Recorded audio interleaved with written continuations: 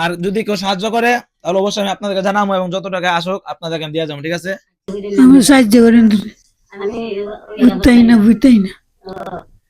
উঠতে পারেন না, কইতাই না, কষ্ট, খুবই কষ্ট লাগতেছে, কি করবো নিজের কাছে খুবই কষ্ট লাগতেছে। ওনারা দেখে সেরা এমন একটা মানুষ আমাদের এলাকার মধ্যে আছে, অথচ এই 5 বছরের সমস্যা কিন্তু আমি নিজেও জানি না। যদি জানতাম অবশ্যই আরো আগে আমি ওনার কাছে সাহায্য করার চেষ্টা করতাম। খুবই কষ্ট লাগতেছে।